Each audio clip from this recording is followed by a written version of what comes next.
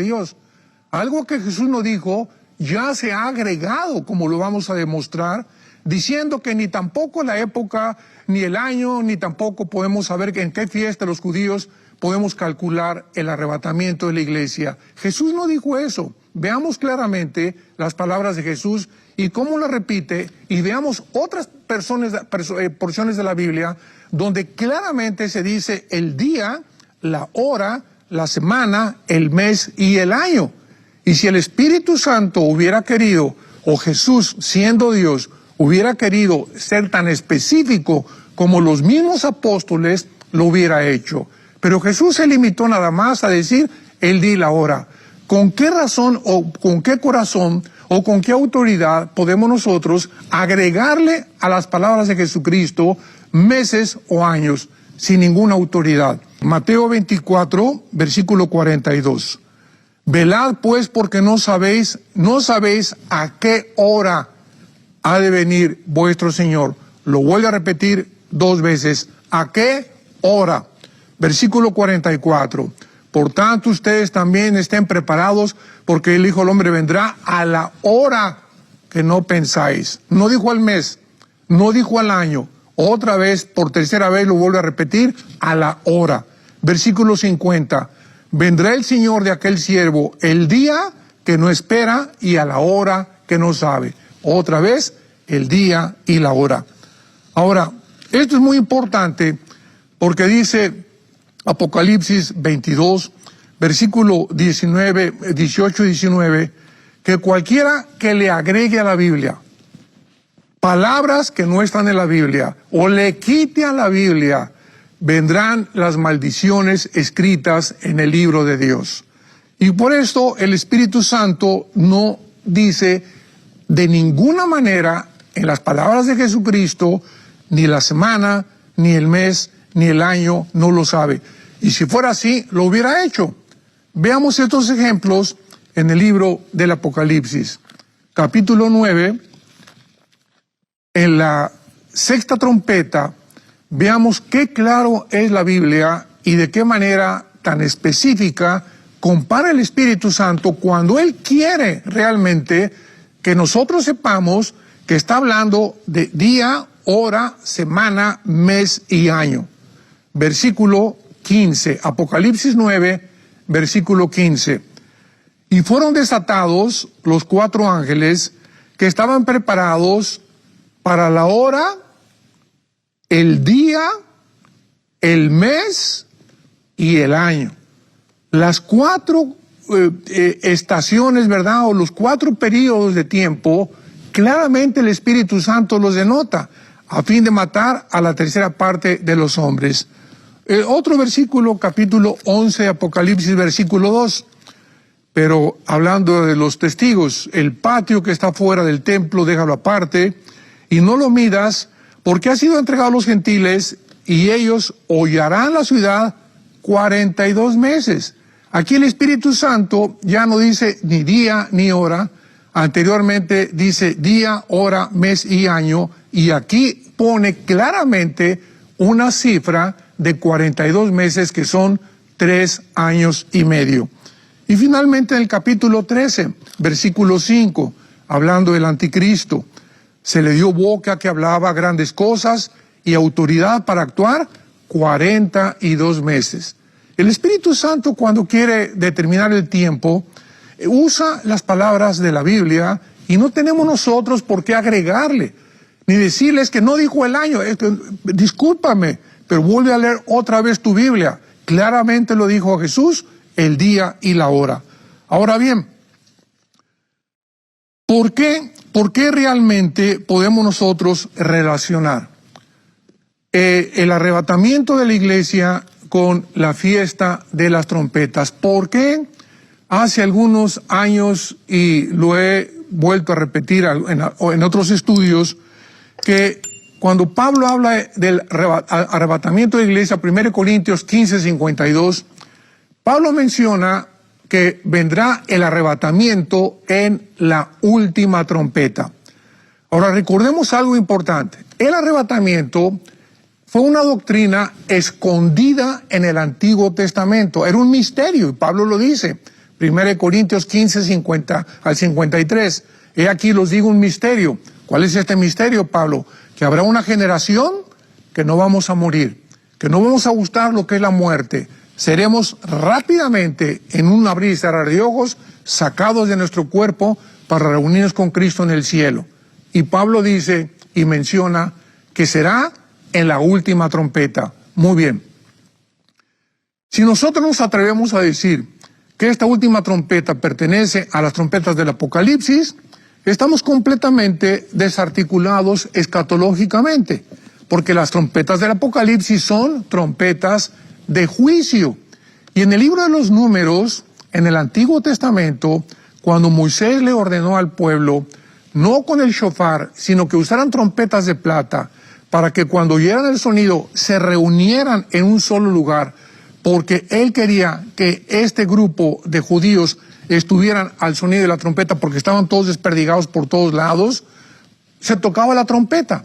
Entonces, la trompeta que Pablo está usando es una trompeta que se usaba en el Antiguo Testamento para convocar al pueblo y reunirlo en el mismo lugar. Ahora, muy bien, ¿por qué lo relacionamos y por qué seguimos relacionando el arrebatamiento de la iglesia con la fiesta de las trompetas? ¿Qué importancia es estudiar las 7 fiestas judías? Porque en estas 7 fiestas judías, cronológicamente el Espíritu Santo escondió detrás la persona de Jesús. En las 7 fiestas judías está Jesucristo, Levítico 23, y además la cronología del orden de los tiempos de Dios, porque Dios es un Dios de orden, y Él ha establecido el orden en las que las cosas y los eventos profetizados tienen que suceder. En primer lugar, en la primera venida de Cristo se cumplieron las primeras 4 fiestas: la Pascua, los panes sin levadura, los primeros frutos y la fiesta de Pentecostés, que fue exactamente la fiesta de Pentecostés el mismo día en que en el Antiguo Testamento Moisés recibió las tablas de la ley. En el Nuevo Testamento fue 50 días exactos, 50 días exactos. Para Dios es muy importante la gematría y los números, porque los números están asociados con las letras griegas y con las letras hebreas. Son los 2 únicos lenguajes donde hay una conexión entre la letra y los números. Entonces no podemos descartar y decir, ¿verdad?, que no puede hacerse cálculos, que no puede haber números, etcétera, etcétera. Entonces, Pentecostés sucede 50 días, porque la palabra Pentecost significa 50. Muy bien. ¿Cuántas fiestas faltan? Bueno, la próxima es... ¿No oigo? Las trompetas.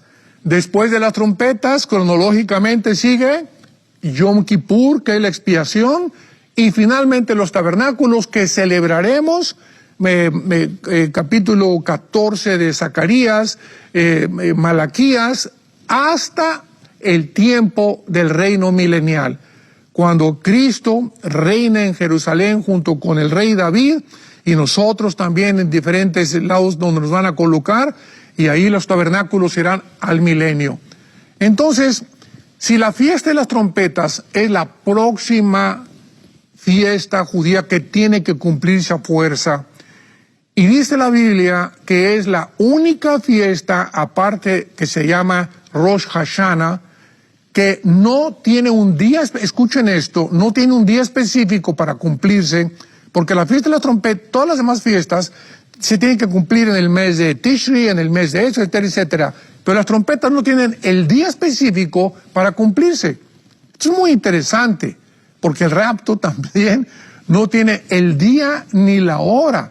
O sea, no sabemos si es mañana a las 5 de la tarde o el 27 de junio de 2024, etcétera, etcétera. Pero sí podemos saber, y Dios no está en contra de eso, la temporada o qué relación pueda tener con las fiestas judías.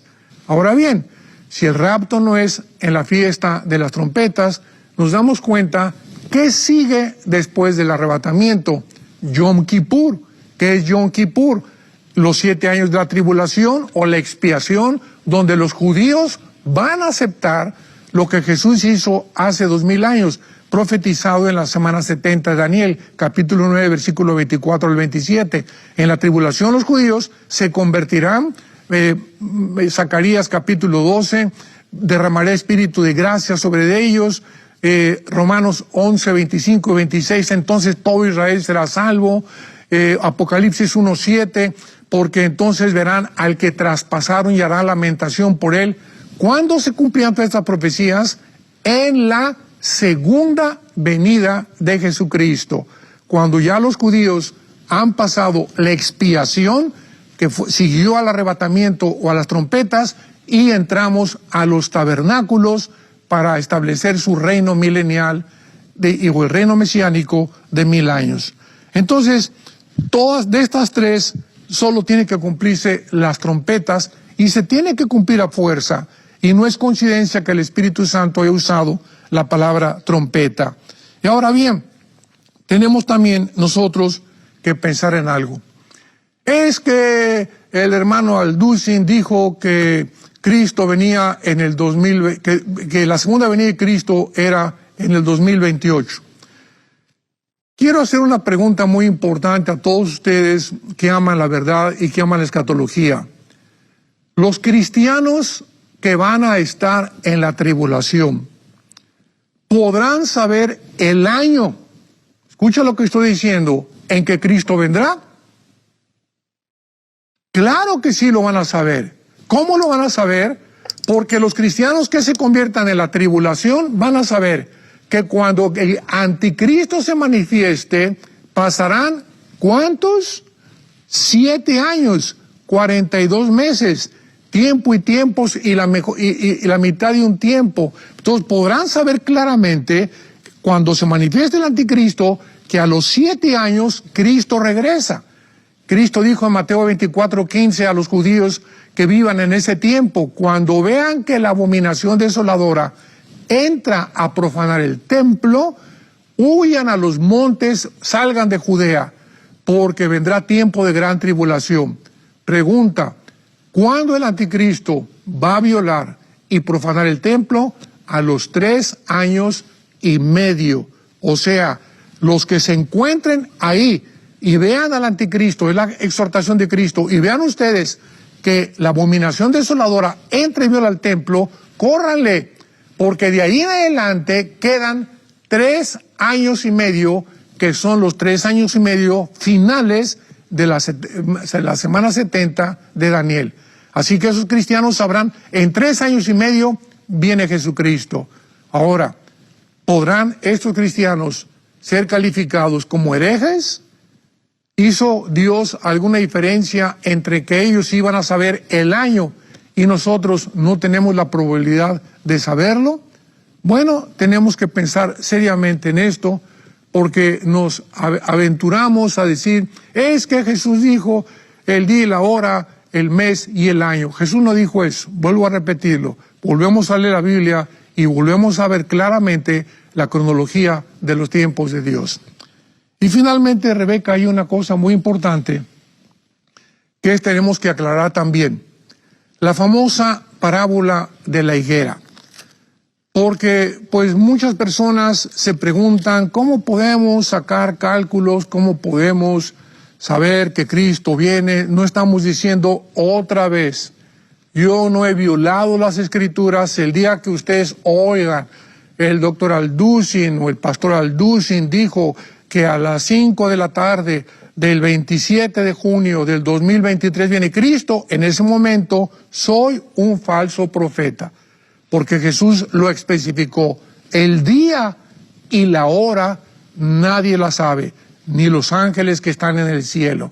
Pero veamos la parábola de la higuera en penúltimo lugar, en Mateo 24:32, donde Jesús, después de todas las señales que nos da, antes en el capítulo 24 de Mateo, nos da la clave, nos da un misterio que ya se revela por el Espíritu Santo muy claramente, diciéndonos estas palabras.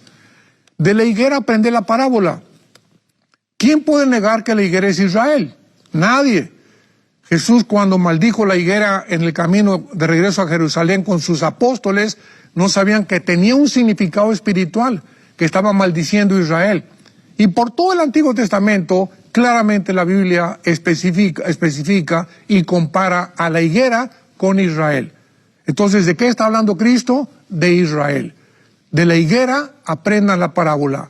Israel será la señal más importante que les voy a dar. Cuando ya su rama está tierna y brotan las hojas, saben que el verano está cerca. Así ustedes, cuando vean, cuando sean testigos de estas cosas, ¿de qué cosas? De que la higuera, que Israel comienza a reverdecer, conozcan que está cerca, a las puertas. De cierto les digo que no pasará una generación hasta que todo acontezca. ¿Qué está diciendo Jesús? Cuando ustedes vean que Israel, esto sucedió el 14 de mayo de 1948. Ante los ojos expectantes del mundo y los más grandes escépticos y ateos, sociólogos e historiadores, Israel, casi después de 2000 años, regresaba a su tierra, como estaba profetizado en Isaías 66 también. ¿Quién vio nacer a una nación en un solo día? Dice Isaías. Entonces, Israel, ante los ojos incrédulos después de 2 guerras mundiales, regresa a su tierra después de casi 2000 años de haber sido expatriados y sacados y desplegados, extendidos por todas las naciones. Ahora, cuando Jesús dice que el momento en que Israel regrese o reverdezca, una generación pasará sin que estas cosas dejen de cumplirse, ahora nuestra tarea es buscar en la Biblia y escudriñar a qué se refiere Jesús con una generación. Bueno, hasta Moisés y hasta Josué, las generaciones eran de más de 100 años. Josué fue el último individuo en la Biblia que pasó los 100 años y Moisés a los 120 desde luego. Y de ahí en adelante, el mismo Moisés, en el Salmo 90, versículo 10, escribe que una generación es aproximadamente de 80 años. ¿De cuánto? De 80 años. Aquí todo está en la Biblia y no estamos hablando de nuestras propias perspectivas o mis propias opiniones. Estamos dejando y citando todos los versículos, apoyando con la palabra de Dios, 80 años. Entonces, ¿qué quiso decir Jesús? Que pasarían 80 años después de 1948 sin que todas estas cosas se cumplieran. Llegamos al año 2028, que fue el cálculo que yo hice, le sumo a 48, 80 años, llegamos al 2028. ¿Estoy siendo un falso profeta? ¿Qué dice la ley de los falsos profetas en el libro de Deuteronomio en el Antiguo Testamento? Cuando un profeta hable y no se cumpla lo que dijo, entonces sabemos que fue un falso profeta. Pregunta, ¿ya llegamos al 2028 para ser yo considerado un falso profeta? No hemos llegado todavía, ¿verdad? Y si una generación no es 80 años, y si el 48, 80 años, quitándole los años bisiestos y el calendario judío que es de 360 días con el calendario gregoriano que es de 365 en nosotros, es una aproximación más o menos, no sabemos el mayo del 28, etcétera, etcétera. Ahora muy bien, si yo estoy equivocado y por eso me están agrediendo y tachándome, lastimando a mi familia, a mis hijos, a nuestros nietos, cumplo este año 46 años de estudiar las profecías bíblicas, 46 años de estudiar, ha sido mi pasión la escatología. Y si yo estoy equivocado en haber dado el 2028, cuando llegue el 2028 me pueden crucificar. Y yo, sinceramente, si llega el 2028 y no ha pasado todo esto, yo les pediría perdón. ¿Por qué no? No hay ningún siervo de Dios que haya sido exacto en todo lo que dijo. Pero no hemos llegado al 2028 para que yo sea condenado.